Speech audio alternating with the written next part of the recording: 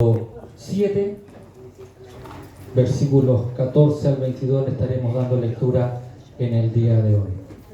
Hechos de los Apóstoles, capítulo 7, versículo 14 al 22. Mientras usted busca la palabra del Señor, quiero darle gracias al Señor por la vida de nuestro hermano Germán. Él ha estado con nosotros estos 15 años que vamos a cumplir como iglesia. Aunque usted no lo sabe, indirectamente Él ha estado con nosotros. Los parlantes que tenemos, que suenan cada día que tenemos culto y adoramos al Señor, son fabricación de Él, se los compramos a Él. Así que, y nos dice que vamos a seguir con Él por más tiempo. Porque dice que es tan bueno, no tan malo, que solamente hay que hacerle unos retoques, pero que siguen estando buenos. Y que de hecho un día estamos sonando con dos y suena, no sé si ustedes lo han sentido mejor. ¿Se sintieron hoy día? Yo le decía a Germán que siempre los coristas me reclamaban porque no se escuchaban. Y él me decía, ese es un mal de todo, es un mal de todos los músicos. Siempre se quieren escuchar, y como siempre se quieren escuchar, el otro toca más fuerte. Y así van compitiendo, me decían, pero pastor, no se preocupe, lo más importante es la palabra. No me dijo eso. Así que Dios bendiga a Germán. Lo conozco un poco más de 20 años, y si hay algo que puedo gozarme y en la vida de él, y aunque él dice que él no cantaba desde la pandemia en una iglesia, sigue adorando al Señor de la misma forma como cuando lo conocí hace muchos años atrás. Así que Dios bendiga a Germán, bendiga la vida de él, la forma de adorar a nuestro Señor. Amén. Así que Dios le bendiga. No sé por cuántos días viene, pero nos va a ayudar con lo que es el audio. Le dije que estábamos de aniversario, así que tenía que venirse rápido, y se vino rápido. Lo esperábamos antes, no vino, pero ya está acá. Así que Dios le bendiga grandemente a Germán. Vive con su mamita, también es mamón, igual que nosotros. Así que Dios te bendiga, Germancito. Si ya encontró la palabra del Señor, le invito a ponerse en pie y le damos lectura en el nombre de nuestro Señor Jesucristo. Envió José a llamar a Jacob su padre y a toda su parentela en número de 75 personas. Y descendió Jacob a Egipto, y cuando murieron él y nuestros padres, fueron trasladados a Siquem y depositados en el sepulcro que había comprado Abraham a precio de plata a los hijos de Mor en Siquem. Pero cuando se acercaba el tiempo de la promesa que Dios había jurado a Abraham, el pueblo creció y se multiplicó en Egipto, hasta que se levantó en Egipto otro rey que no conocía a José. Este rey, usando su astucia con nuestro pueblo, maltrató a nuestros padres, a fin de que expusiesen a la muerte a sus niños, para que no se propagasen. En aquel mismo tiempo nació Moisés, y fue agradable a Dios, y fue criado 3 meses en casa de su padre. Pero siendo expuesto a la muerte, la hija de Faraón le recogió y le crió como a hijo suyo. Y fue enseñado Moisés en toda la sabiduría de los egipcios, y era poderoso en sus palabras y obras. Amén. Tome su asiento. No podemos olvidar lo aprendido anteriormente, que Dios estaba con José. Si se recuerdan, hace unas semanas atrás, Dios dice que estaba con él. Quiere decir, con José. Y estaba de una forma especial, de una forma maravillosa, de una forma en la cual cada uno de nosotros quisiera que esté el Señor. Que en el momento de la tribulación nos fortalezca, que en el momento de la angustia nos socorra. Que en el momento en que estemos pasando bien, Dios esté ahí. Y cuando estamos olvidados de todo, Dios se acuerde para ponernos en el lugar de privilegio. A muchos de nosotros nos gustaría no pasar por las pruebas y las tribulaciones. Yo me imagino que la Basti le hubiese encantado llegar a lo mejor y pasar todos los ramos de la U y tener el título inmediatamente, pero no es así. Ella tiene que pasar el proceso de aprendizaje, de quedarse hasta largas horas estudiando en la noche, de estar a lo mejor al lado de la combustión y con su computador estudiando, para que después llegue el pastor y le diga, y un 5 nomás. Pero aún así ella confiaba en el Señor. Así fui, ella estudió toda la noche, me dice, me saqué un 5. ¿Y un 5? Le dije yo. Yo le dije que la excusa que le puse es que me tiene mal acostumbrado a que se saque buenas notas. Me tienes acostumbrado a los 6 y a los 7, entonces que te saquen un 5, pero ella me decía que un 5 en la U es una excelente nota. Así que Dios bendiga a Basti, que sigue estudiando, ya le queda menos y van con todo el power para seguir estudiando y pasar por las tribulaciones que debe pasar para que el día de mañana, cuando se titule, sus padres, nuestro pastor Ariel, venga muy gozoso y contento con la pastora Eder a estar acompañarles en su titulación. Así que Dios bendiga grandemente a Basti y a todos los que están estudiando. No es fácil. No es fácil. Como a cada uno de nosotros la vida nunca se nos es fácil. Pero si Dios estuvo con José, Dios también estará con nosotros. Sabemos cómo fue salvado de la propia tribulación y cómo ascendió hasta llegar a ser el Salvador, no solo de Egipto. Dios lo había exaltado y ha hecho que viniera a ser el Salvador también de sus propios hermanos. ¿Se recuerdan? Que cuando comenzó la hambruna, Él estaba ahí para poder salvar a sus hermanos.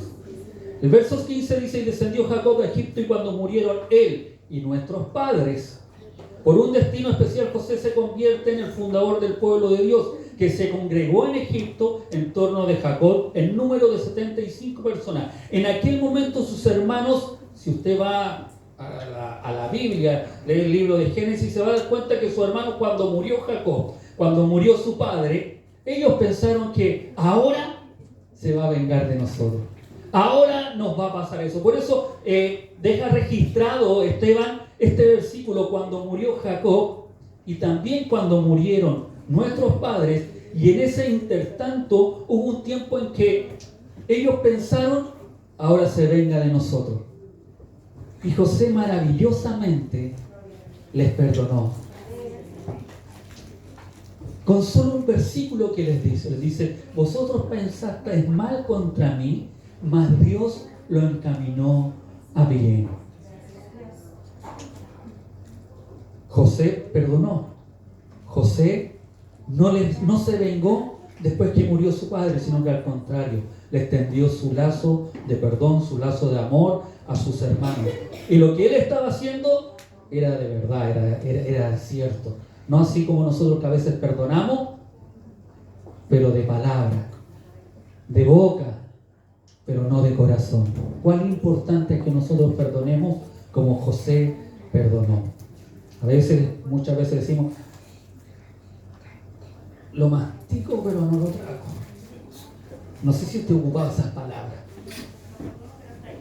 Lo perdono pero hasta ahí, dice la Sandrina allá arriba. Así que hermano Esteban, ya sabe ya. Lo perdono pero hasta ahí no. Nosotros debemos siempre tener un lazo de perdón. Amén. Dios encaminará cada una de las situaciones que podamos estar viviendo y pasando en que todo se convierta en bienestar para nuestras vidas. Dios había usado la maldad de los hermanos de José para bendecir y exaltar a José. Esteban quería que sus oyentes se vieran a sí mismos como identificados con los hermanos de José, porque presentó a José como el salvador de sus hermanos, aunque primero fue rechazado por ellos, lo mismo que sucedió con Jesucristo. No nos olvidemos que Esteban estaba hablando hasta al Sanedrín, al concilio. Se habían reunido para pedirle excusas y explicaciones por lo que él predicaba y decía.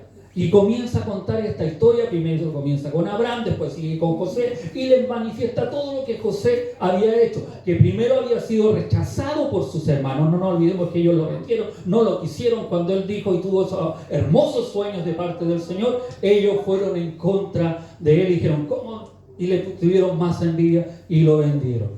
Lo mismo que sintieron con Jesucristo. Y José les hace el paralelo. Lo mismo sucede con lo que ustedes hicieron con Jesucristo.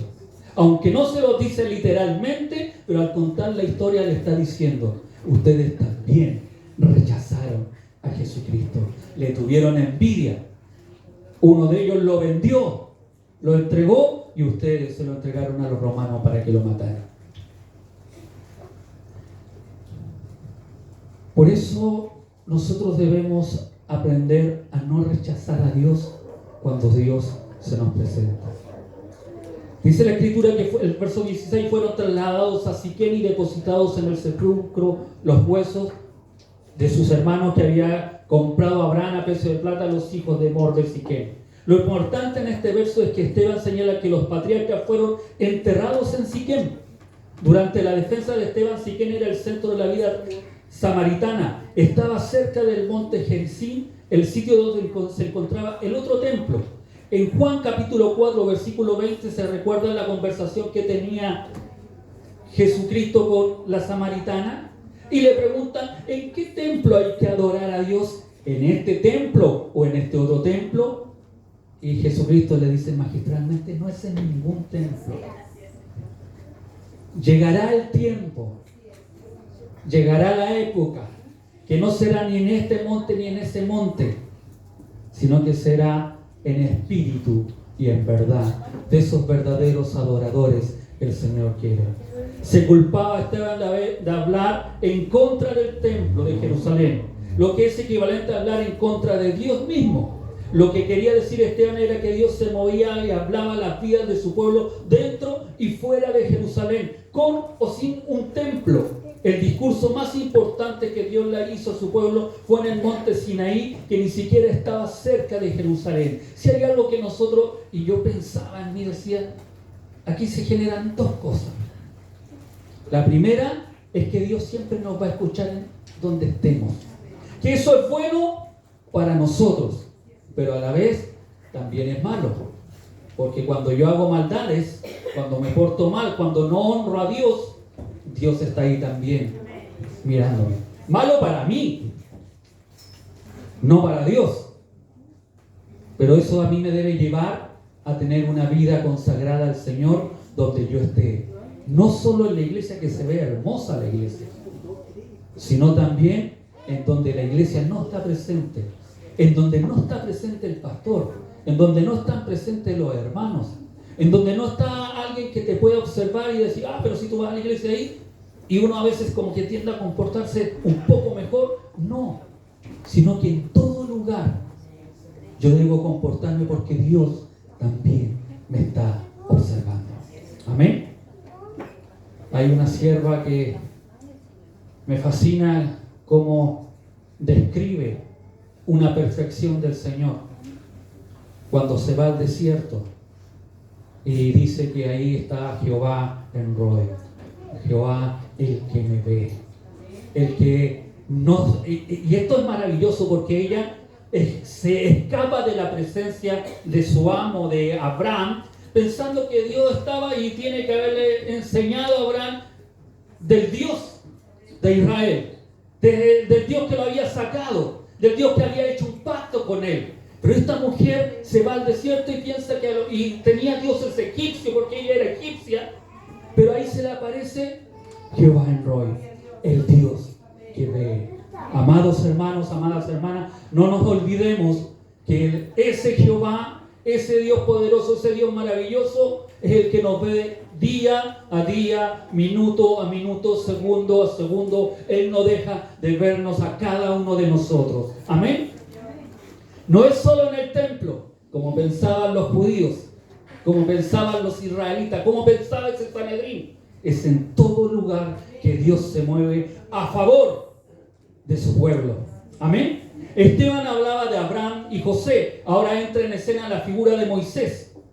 A él está dedicada la parte del discurso que es con mucha diferencia la más extensa de todas. El que conoce el contenido del libro de Éxodo sabe la gran importancia de la salvación que reconoce la historia escrita por cada uno de los judíos. Moisés es considerado por los judíos como el fundador del orden político, social y religioso del pueblo, puesto que toda la manera de vivir del judaísmo está vinculada al nombre de Moisés. Esteban tenía interés en presentar de la forma más impresionante posible la imagen de este hombre. Sin embargo, a Esteban se le había imputado desacato de la ley y de la tradición mosaica. ¿Qué dice Esteban de Moisés? Sus palabras son de admiración y profundo respeto. Las citas textuales del libro de Éxodo se enlazan con la tradición que no está contenida en la Sagrada Escritura, formando un interesante relato que lo vamos a ver hoy, parte, y continuaremos el día próximo domingo, si Dios así lo permite. También se acomodan rasgos complementarios a la figura del gran jefe y salvador, pero entre todas las ideas referentes a Moisés sobresalen dos pensamientos, y esto es maravilloso. Moisés fue llamado por Dios.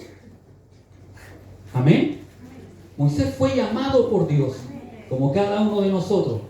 Y a Moisés no le comprendió su pueblo. Y vamos a ver estas historias, cómo se van desarrollando. Porque ellos que eran defensor de Moisés, también el pueblo de Israel le rechazó en su momento. Y en este pensamiento sentimos de nuevo la relación con aquel nuevo Moisés al que ya refería Pedro en su discurso al pueblo, donde hablaba de Cristo y que menciona en Juan 3:14. El repaso de Esteban acerca de la historia de los judíos nos da un claro testimonio de la fidelidad y la soberanía de Dios. Que no se pierda estos cultos, porque Dios va a hablar de su fidelidad. Si ya habíamos visto la fidelidad cuando llama a Abraham, con José, con Moisés también la va a ver.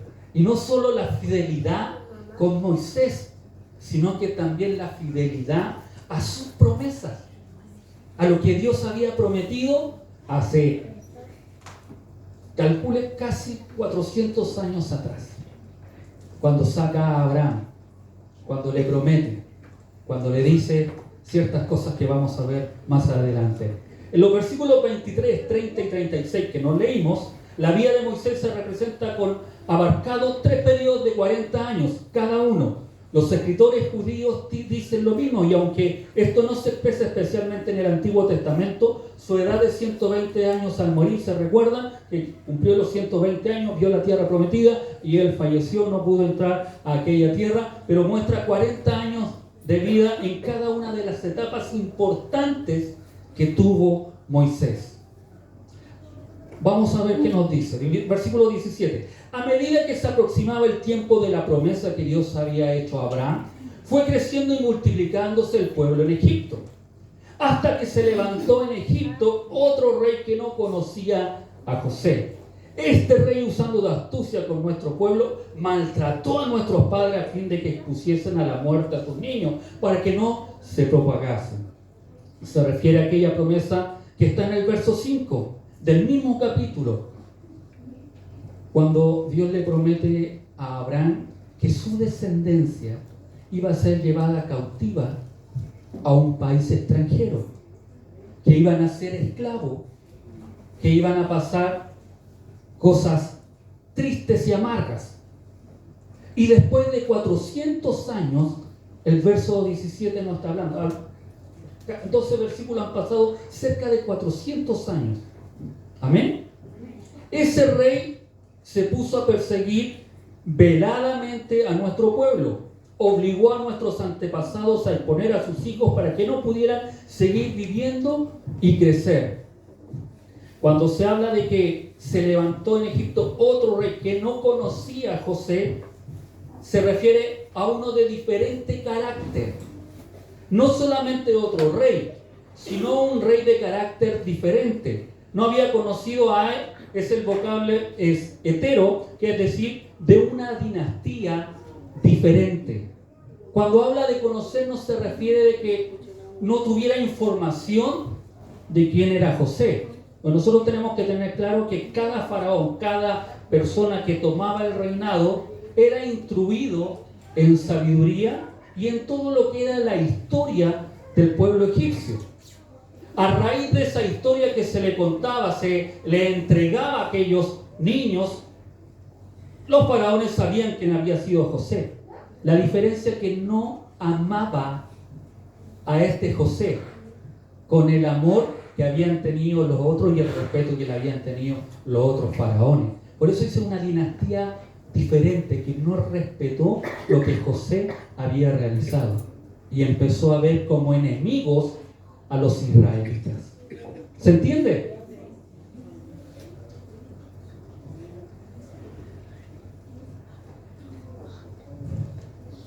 Este conocer es de una relación íntima con lo que se había realizado y hecho. Amén. Y cuando se dice que se aproximaba el tiempo de la promesa que Dios había hecho a Abraham, resuena aquella teología de la promesa que encontramos de forma especialmente impresionante en Pablo. Cuando se ve que la promesa de Dios a Abraham se cumple en Jesús, es contraste con la manera como la teología de los judíos pensaban sobre la salvación. La manera como se caracteriza el tiempo en que nació Moisés nos hace pensar en alguien que es posterior a Moisés, es decir, en Cristo.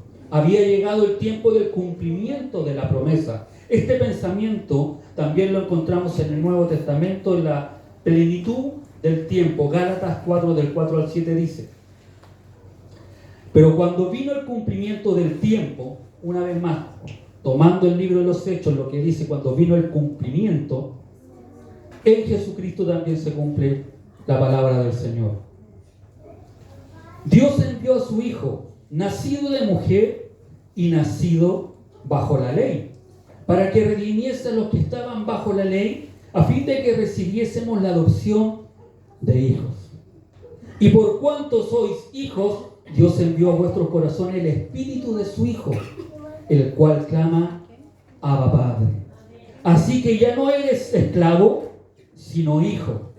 Y si hijo, también heredero de Dios por medio de Cristo. La misma palabra que utiliza Lucas para expresar de que se había cumplido la promesa es la que años posteriores después utiliza Pablo para explicar que en Jesucristo también se cumplía la promesa hecha al pueblo de Dios. Que en Jesucristo había salvación y remisión de pecados. Cristo era el que se levantaba para que salvara a la humanidad. Así como Moisés se levantó en ese tiempo para salvar a la humanidad, Cristo también es levantado para salvar a la humanidad. Y lo bueno que no es solamente en el tiempo que estaban los libros de los Hechos, la iglesia primitiva, sino que aún en este tiempo Cristo sigue redimiendo y salvando al que tiene necesidad, al pecador que está perdido, que va a tomar la ira de Dios. Dios aún sigue salvando a aquellas personas. Amén. El mismo Jesús ha introducido su mensaje con la llamada de salvación, que refiere así en Marcos 1:15, que dice: se ha cumplido ya el tiempo, el reino de Dios está cerca. Cuando Juan el Bautista fue tomado preso, relata Marcos que inmediatamente Juan el Bautista es apresado, es tomado preso, y Jesucristo dice: se ha cumplido ya el tiempo, el reino de Dios está cerca. Su ministerio comienza a funcionar, su ministerio comienza a andar, su ministerio está en marcha, el cual después iba a ser entregado. La escena del pueblo de Dios esclavizado en Egipto es también un símbolo de la necesidad de salvarse que tienen los hombres cuando Cristo venga. Se puede seguir todavía explicando la comparación con Cristo, porque Esteban cuenta la historia de la infancia de Moisés. Esta historia ciertamente tiene validez por sí misma y es un ejemplo impresionante del decreto salvífico de Dios, que ya desde el nacimiento vigilaba sobre el futuro Salvador de Israel y le preservó de la muerte que amenazaba a los niños de los israelitas. Y lo que deseaba Esteban era señalar esta conducción divina. Con esta historia no solamente se debía recordar a los hombres del Sanedrín el tiempo pasado de la historia de la salvación, la que ocurrió con Moisés, sino que al mismo tiempo se debía lograr que se entendiera en general el misterio de la conducción y la providencia divina que Dios hizo a través de Jesucristo. Esteban con esta historia prepara lo que sabía decir sobre Jesús, cuya venida hay que concebir solo desde el punto de vista de un decreto divino. Si hay algo que muchas veces usted y yo no vamos a entender, Dios es Dios. Y Dios hace las cosas como Él quiere. Amén. No podemos limitar el poder de Dios, el actuar de Dios, la divinidad de Dios, la conducción que Dios hace, la guía que Dios quiere hacer para cada una de nuestras vidas. Dios actúa de manera diferente en cada uno de nosotros, pero Él actúa.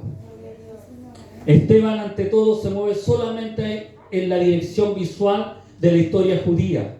Se podría tender con demasiada facilidad a pensar en la conservación de la vida del niño Jesús, cuando evadió de la intención homicida de Herodes. Y se repite la historia. Así como Moisés y ellos sabían la historia, cuando eran arrojados los niños en el tiempo de este faraón, que no quería que los israelitas crecieran en número, y el decreto decía que tenían que lanzar al río a todos los niños varones, que dejaran vivir a las niñas. Hubo una generación que se perdió en ese tiempo, donde no hubieron jóvenes, donde no hubieron niños, solamente señoritas, solamente mujeres. Y después se repite la misma historia con Herodes. La misma historia. Y a veces uno dice, ¿cómo a estos no se les cayó la teja?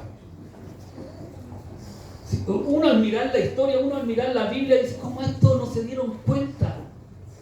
Que al que habían crucificado le pasó lo mismo que a Moisés.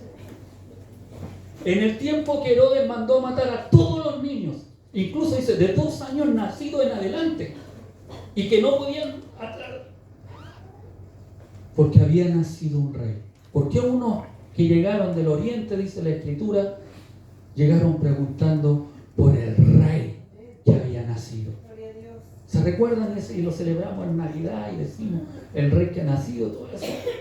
Y esos que le llevaron mirra, oro, incienso, cosas preciosas, también hicieron que Herodes, para que se cumpliese la Escritura. Mire qué maravilloso, cómo Dios usa a hombres para que su palabra se cumpla.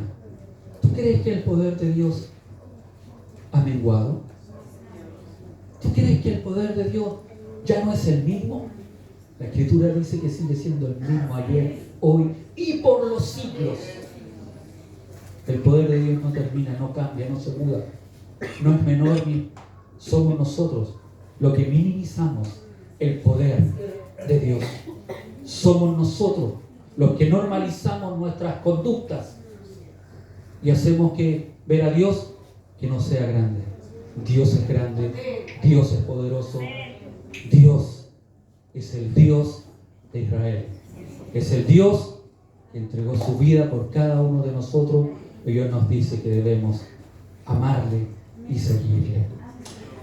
Versículo 20 dice, en aquel mismo tiempo nació Moisés y fue agradable a Dios y fue criado 3 meses en la casa de su padre. Cuando dice que es agradable, era un niño bello, hermoso, que lindo, que dan ganas de, como dice la pastora, de apretarle. No sé si Benjamín es hermoso, yo lo tomé y se puso a llorar.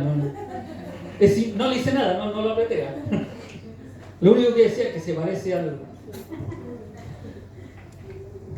Jonah, el Jonah chico, le dije que se puso a llorar, parece no quiere pasar eso a su hermano. Yo creo que por eso es. Es importante recordar que por un tiempo la misma madre de Moisés lo crió. La Biblia no dice por cuánto tiempo, pero lo que sabemos es que Moisés se dio cuenta de quién era y que los israelitas eran el pueblo de Dios y el pueblo de Él. Y que Él tenía una responsabilidad hacia ellos. Esto es maravilloso, porque a veces pensamos que andamos a la deriva, que andamos sin sentido, pero si somos hijos de Dios, Él se hace responsable de nosotros. Amén.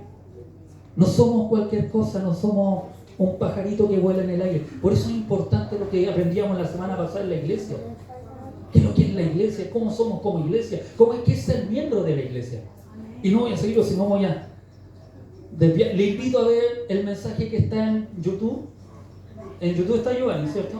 Y MP Calbuco, usted lo busca en YouTube y va a poder encontrar el mensaje de la semana pasada. Y estoy seguro que usted, así como viene el día, va a seguir viniendo toda la semana. ¿Se acuerdan que era pecado? Amén. Les doy unos tips para que usted lo busque. Durante el tiempo que Moisés estuvo con su madre, él aprendió la verdad y por eso no se dejó llevar por toda la sabiduría de Egipto. Versículo 21 dice, pero siendo expuesto a la muerte la hija de Faraón, le recogió y le crió como a hijo suyo. Ella no podía dar a luz y pudo recoger. Moisés era un bebé de una belleza realmente extraordinaria. Moisés expuesto a la muerte, sin embargo, en la providencia de Dios, él fue rescatado rescatado por la hija de Faraón. Le adoptó y le crió como si fuera su hijo. Lean en su hogar Éxodo capítulo 2, del versículo 5 al 10, usted va a encontrar esta historia cuando ya no lo podían tener, cuando ya no lo podían guardar, cuando ya no podían mantenerlo más en la casa. Dice que calafatearon una cesta y la pusieron ahí y la dejaron ir por el río Nilo, y bien, su hermana María, que estaba mirando, ahí va, viendo qué pasaba con Moisés, y dice que la hija del faraón salió a bañarse al río y ve esta cesta y lo toma y ve un lindo niño que dice: yo soy el Salvador de Israel. No es que este era bello y era con gracia. Y lo adopta, dice la Escritura, como su hijo. Imagínense la ternura. Un niño cuando es pequeño es tierno, son amorosos. Sí, yo creo que todos los niños son tiernos y amorosos, por lo menos uno los toma, los ve, ya cuando empiezan a crecer y empiezan a ver cosas que no corresponden, se ponen un poco agresivos, pero por eso usted tiene que controlar lo que sus hijos ven. Y lo tomó y lo adoptó. Y lo adoptó como su hijo. Y adoptar a una persona como su hijo, él le imputa todos los beneficios que esa persona tiene por derecho. Y esto es maravilloso. Porque Moisés, aunque era un hebreo, Moisés no era de la descendencia o del linaje del faraón, él pasó a tener los mismos derechos que un egipcio y podía haber sido el rey o faraón de Egipto, como usted quiera llamar, porque se le imputaron todos los beneficios que tenía la hija del faraón. Como faraón no tenía hijo y la hija podía acceder con su hijo al trono. Y como ella no tenía hijos, ¿quién era el que accedía al trono? Moisés. Mire qué maravilloso. ¿Y por qué es maravilloso? Porque así Dios nos adoptó a nosotros. No teníamos ningún beneficio, pero hoy somos coherederos del reino de los cielos. Somos esa nación santa, hijos de Dios. Por eso es maravilloso cuando uno ve la historia y cómo Esteban se la está relatando a estos hombres. El verso 22 dice: y fue enseñado Moisés en toda la sabiduría de los egipcios y era poderoso en sus palabras y obras. Moisés fue criado en medio de la sabiduría de los egipcios. La sabiduría de los egipcios no puede ser ignorada aún en nuestra época. Habían desarrollado las matemáticas, la química, la ingeniería, la arquitectura, la magia y la astronomía en un alto grado. Habían desarrollado estos campos de estudio de una manera realmente extraordinaria. Si consideramos las pirámides, usted las mira y ve algo maravilloso, es decir, que solamente cómo se le puede haber ocurrido a alguien realizarla. Y no solo eso, ustedes saben que yo trabajo reparando plotter cuando me sale trabajo. Los plotters son impresoras de gran formato, todo eso, que imprimen todo lo que son las gigantografías y aquellas que se encuentran afuera que usted las ve. El problema de estas impresiones que están con las tintas que están relacionadas solamente duran 3 años, expuestas al sol, a la sombra o la lluvia. No duran más de 3 años. Pero esto es maravilloso. Usted sabe que los colores que se hallan en las tumbas, los colores en las tumbas de los egipcios aún permanecen brillantes durante el paso de los siglos. Hoy nos asombramos y usted haga una pintura, un trabajo, y van a pasar los años, usted va a ver que está desmanchada, descolorado y ya no brilla como cuando usted la realizó. Pero estos egipcios habían creado la forma de que sus pinturas, sus esculturas, todo lo que ellos realizaban perdurara en el tiempo. Eso lo hace personas inteligentes, no como yo, que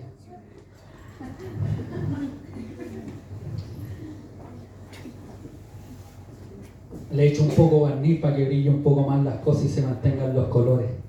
Nada más. Pero ellos habían, en esa época, hoy nosotros tenemos toda la tecnología y buscamos cómo puede una pintura durar un poco más. Pero en ese tiempo no había nada de eso. Era solamente conocimiento y sabiduría que tenían estos egipcios. Ellos eran verdaderamente expertos en cuanto al embalsamiento de cadáveres. También habían calculado la distancia existente entre la tierra y el sol. Realmente su cultura fue muy, muy avanzada. Dice la escritura que cuando murió José, le pidieron que sus huesos fueran trasladados junto cuando Dios le liberara a su pueblo. Y se llevaron a José, lo embalsamaron y sus huesos estaban intactos hoy, 400 años después. Hoy usted va al cementerio, uno de nosotros está 10 años y están los puros huesos. Y eso.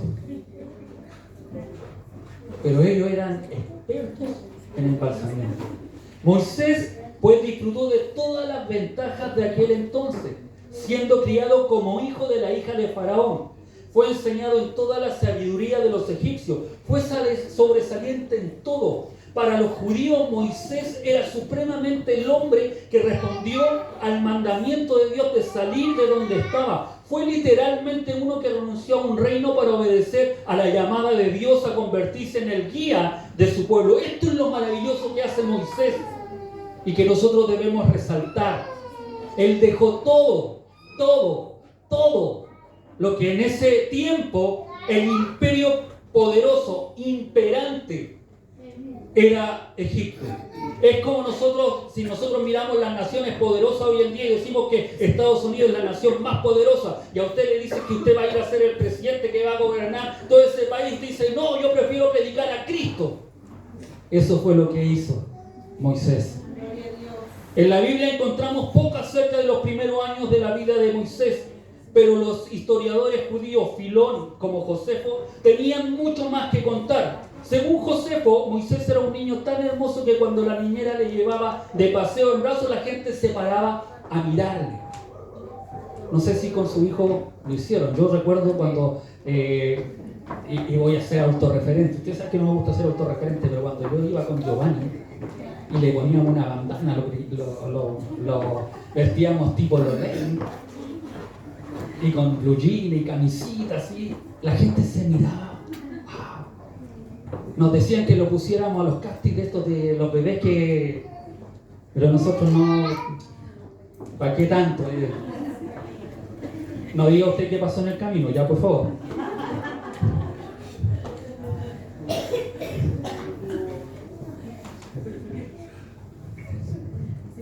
Así era Moisés. Dice Josefo que se paraban a mirarlo, a observarlo. Era tan inteligente, dice Josefo, que sobrepasaba a todos los otros en rapidez y capacidad de estudio. No hay otro como el Mateo, el capo del curso. Y literal, el Mateo. Reconocido por sus profesores, lo han honrado, y gracias al Señor porque lo honran al Señor. Y Dios siga bendiciendo la vida de Mateo y que siga siendo tan humilde, aunque por más honra que puedan darle, y así debe ser cada uno de nosotros, por más honra que podamos recibir, siempre la gloria es de Dios, no es nuestra. Amén. Dice Josefo que un día la hija de Faraón se lo llevó a su padre y le pidió que lo nombrara su sucesor en el trono de Egipto. Y Faraón accedió. El relato continúa diciendo que Faraón se quitó la corona y se la puso a Moisés en la cabeza, en broma. Pero el niño se la quitó y la tiró al suelo, y uno de los sabios egipcios que estaba cerca dijo que este gesto era señal de que si no mataba a ese niño, enseguida estaba destinado a traer desastre a la corona de Egipto. Esta es una tradición judía. Josefo es un historiador judío y cuenta esta historia porque, fuese verídica o no, trae algo desierto. Porque ese niño que no quiso ponerse esa corona fue el que después fue el que enfrentó por voluntad de Dios a Faraón. La hija de Faraón tomó a Moisés en su brazo y convenció a su padre de que no hiciera cosa de la advertencia de este sabio. Cuando Moisés se hizo mayor, llegó a ser el más famoso de los generales egipcios y llevó a cabo una campaña victoriosa en la lejana Etiopía. En vista de todo esto podemos comprender a lo que renunció Moisés, nada menos que todo un reino para guiar a su pueblo a la libertad en el desierto con Dios. Esteban está presentando una vez más la misma lección que hizo con Abraham y José. El gran hombre no es el que, como aquellos judíos, está sujeto por el pasado y celoso de sus privilegios, sino el que está dispuesto a dejar las comodidades y la vida fácil para responder al llamado de Dios. Amado hermano, amada hermana, ¿qué estás dispuesto tú a dejar para responder al llamado que Dios te hizo de predicar la palabra del Señor, de predicar este hermoso evangelio, de predicar la bendita palabra de Dios? ¿Qué estás dispuesto a dejar? Esteban nos muestra que Moisés estuvo dispuesto a dejarlo todo. ¿Qué estás dispuesto tú a dejar? ¿Tu comodidad? ¿Tu descanso? ¿Lo que puedan pensar o decir? Es tiempo en que nosotros analicemos qué estamos dispuestos a dejar por servir a Dios, al llamado que Dios nos hace. A lo mejor tú me puedes decir, sí, pastor, pero yo no voy a salir a libertar un pueblo. No, pero nosotros los que somos varones estamos llamados a liderar una familia, una esposa y unos hijos. Nosotros somos el ejemplo que ellos tienen de servir a Cristo. Amén. Amén. Nosotros somos. A lo mejor no vas a llegar a liderar una iglesia, pero sí vas a poder predicar. El Señor en este tiempo te llama. Te llama. Tú eres ese medio que Dios tiene para que otros puedan llegar a Cristo. Javier, tú eres el medio que Dios tiene para que tu familia conozca a Cristo. ¿Estás dispuesto a dejarlo todo para hacer y cumplir ese llamado que Dios tiene? Pensemos, analicemos, reflexionemos. Que no solamente nos llenemos de información, sino que al contrario, que esta información penetre en nuestros corazones, penetre en nuestra mente y podamos realizar la obra que el Señor nos llamó a hacer. Ale, yo no puedo llegar a tus compañeros de universidad, pero Dios te tiene ahí para que tú puedas llegar con el mensaje de Cristo a esos compañeros. Y así cada uno de ustedes, piensen en ustedes, piensen dónde trabajan, piensen con quién se relacionan. Dios los tiene puesto ahí. No pida, Señor, sácame de aquí, como muchos de nosotros a veces hacemos. Ya estoy harto de estos compañeros. Conviértelos tú a Cristo, que ellos no te conviertan a ti. Llévales el mensaje de Cristo. Y el Espíritu Santo va a obrar de una forma poderosa que ni tú ni yo lo vamos a poder entender y comprender. Solo Dios quiere hombres dispuestos, hombres que estén dispuestos a dejar la comodidad, que estén dispuestos a dejar que se puedan reír de ellos, hombres que estén dispuestos a dejar su orgullo o su ego. No se trata de ustedes, se trata de lo que Dios quiere hacer por intermedio de cada uno de nosotros. Es tiempo que como iglesia nos levantemos. Es tiempo que usted como iglesia se levante. Todos, como aprendíamos la semana pasada, somos útiles, necesarios en el cuerpo de Cristo. Amén. Póngase de pie, vamos a orar al Señor. Voy a invitar a mi amada pastora y esposa que nos lleve en oración.